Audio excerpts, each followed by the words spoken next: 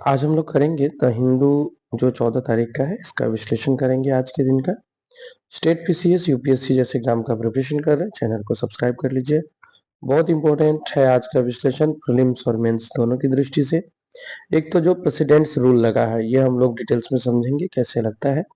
एक इन्फॉर्मेशन भी है जो मैं आपके साथ शेयर करना चाहता हूँ। वो है कि इस वैलेंटाइन डे पे हम लोगों ने यूपीएससी 2025 में जो एग्जाम दे रहे हैं और 26 में जो एग्जाम देना चाहते हैं, दोनों के लिए हम लोगों ने एक बैच स्टार्ट किया है जो आज से शुरू हो रहा है। 14 से 23 तारीख तक इसकी फ्री डेमो रहेगी। इसमें environment, science and tech, current affairs जैसे जो इम्पोर्टेंट सब्जेक्ट्स है उसको डिटेल्स में हम लोग पढ़ेंगे। साथ ही साथ आपको डेली और वीकली मॉक टेस्ट का भी प्रावधान है, तो आप इसे एक बार देख सकते हैं। और अब हम लोग न्यूज पे आते हैं।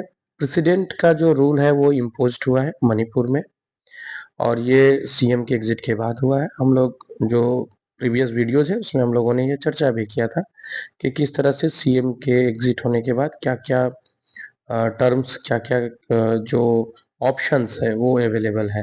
तो आइए इस न्यूज को हम लोग समझते हैं और इसको हम लोग थोड़ा सा डिटेल्स में जानते हैं, और साथ ही साथ हम लोग ये भी समझने का प्रयास करते हैं कि हम कैसे इस पूरे सिनारियो से जो प्रश्न बनते हैं उनको हम लोग कैसे सोल्व करेंगे। तो ये स्टार्ट करते हैं। प्रेसिडेंट का रूल इम्पोज्ड हुआ है। प्रेसिडेंट का जो रूल है ये मणिपुर में इम्पोज्ड हुआ है, और मणिपुर एक उन राज्यों में आती है जहां सबसे अधिक बार राष्ट्रपति शासन लागू हुआ है। इसका यहाँ पे चर्चा भी किया गया है एक बॉक्स में। ये 11वीं बार है जब राष्ट्रपति शासन लागू हुआ है मणिपुर में। पहला लागू हुआ था 66 दिन के लिए, जब जनवरी 12 से 19 मार्च 1967 तक लगा था। सबसे लंबा जो अब तक लगा है वो 2 साल 157 दिन के लिए लगा है, जो अक्टूबर 17 1969 से 22 मार्च 1972 के लिए लगा था।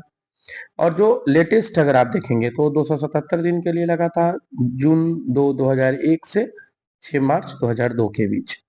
ऋषांक के सिंह जो है ये पहले कांग्रेस से थे, जो फर्स्ट चीफ मिनिस्टर है जिन्होंने पूरे टर्म को कंप्लीट किया। ओकराम इबोवी सिंह ये कांग्रेस के फर्स्ट चीफ मिनिस्टर है जिन्होंने 3 टर्म्स को फिनिश्ड किया, कंप्लीट किया। तो ये है। अब हम लोग समझते हैं ये है क्या एक्चुअली राष्ट्रपति शासन। देखो, मणिपुर लेजिस्लेटिव असेंबली को सस्पेंड कर दिया गया है, और ये हमारे कॉन्स्टिट्यूशन में आर्टिकल 356 के अंतर्गत आता है, जहाँ बताया गया है कि प्रेसिडेंट जो है वो इम्पोज करते हैं सेंट्रल एडमिनिस्ट्रेशन को, अगर वहाँ का लेजिस्लेटिव गवर्नेंस फेल करती है। अब इसमें एक और चीज है, इसका जो घोषणा होता है, जैसे राष्ट्रपति शासन की घोषणा होगी तो इसे 2 महीने के अंदर पार्लियामेंट के द्वारा स्वीकृत हो जाना होगा। ठीक है, स्वीकृति मिल जानी होगी 2 महीने के अंदर। और एक बार में ये मैक्सिमम 6 महीने के लिए ही इम्पोज होता है, मैक्सिमम 6 महीने के लिए ही लगाया जा सकता है। इसके बाद क्या है कि आप ये 6 महीने को बढ़ा सकते हैं, और अधिकतम 3 साल के लिए इसे आप लगा सकते हैं। हाँ, 3 साल के बाद भी अगर लग रहा है तो इसके लिए कुछ कंडीशंस है, जैसे कि अगर नेशनल इमरजेंसी डिक्लेयर है, राष्ट्रीय आपातकाल डिक्लेयर है 352 आर्टिकल के तहत, या फिर फाइनेंशियल इमरजेंसी, वित्तीय आपातकाल डिक्लेयर है, जो कि आर्टिकल 360 में वर्णित है। तो ये आपको पूरा का पूरा टर्म है। पॉलिटिकल रिएक्शंस अगर आप देखेंगे तो कांग्रेस और अदर पार्टी जो है वो इलेक्शंस का मतलब डिमांड कर रही है। तो ये चीज है। एक न्यूज है यहाँ पे कि केवल पार्लियामेंट ही है जो हाई कोर्ट के जज को हटा सकती है। ये जगदीप धनखड़ जी का स्टेटमेंट है, और इस विषय को हम लोग समझेंगे। देखिए, एक स्टेटमेंट आया है, सुप्रीम कोर्ट ने समन किया है इलाहाबाद हाई कोर्ट के जज को, और फिर ये रिमूवल का जो प्रोसेस है ये फिर से चर्चे में है। तो सबसे पहले आप ये याद रखिएगा, इनको हटाने की जो प्रक्रिया है उसको महाभियोग या इम्पीचमेंट कहते हैं। और जज को जो हटाया जाता है इसका आधार क्या होता है, तो मिसबिहेवियर और इनकैपेसिटी, कदाचार या फिर अक्षमता के आधार पर हटाया जाता है।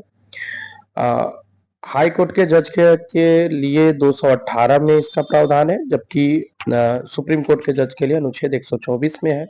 अब एक और टर्म है जो बहुत याद रखिएगा, कॉन्स्टिट्यूशन में यानी संविधान में जज को हटाने का कोई भी प्रावधान, जो हम लोग महाभियोग पढ़ते हैं ना, ऐसा कुछ महाभियोग की चर्चा नहीं है। मीन्स महाअभियोग शब्द की चर्चा नहीं है, इस प्रक्रिया की चर्चा नहीं है। ठीक है। अब इसमें जो स्टेप बाय स्टेप अगर हम लोग समझते हैं तो क्या है, एक मोशन लाया जाएगा लोकसभा और राज्यसभा में। लोकसभा के लिए 100 और राज्यसभा के लिए 50 एमपी होने चाहिए।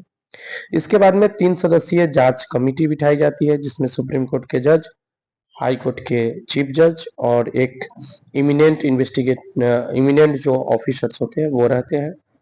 अगर गिल्टी पाया जाता है तो फिर दोनों ही हाउस में 2/3 मेजोरिटी से इनको हटाने का बिल पारित होना चाहिए। फिर राष्ट्रपति जो है वो जज को हटाते हैं। नो जज have been impeached in India yet, याद रखिएगा, अभी तक भारत में किसी भी जज को महाभियोग लगा के हटाया नहीं गया है। एक और है कि आपको इसमें 14 दिन पहले उनको सूचित करना भी जरूरी होता है। कंट्रोवर्सी जो है वो रेज किया है जुडिशियल अकाउंटेबिलिटी और जुडिशियल इंडिपेंडेंसी को लेकर के। हेट स्पीच वगैरह जो आते हैं, ये इसको लेकर के बातचीत की जा रही है। ये पूरी प्रक्रिया थी। अगर आपसे पूछा जाए कि संविधान में इम्पीचमेंट का वर्णन है तो याद रखिएगा महाभियोग का वर्णन नहीं है अनुच्छेद के।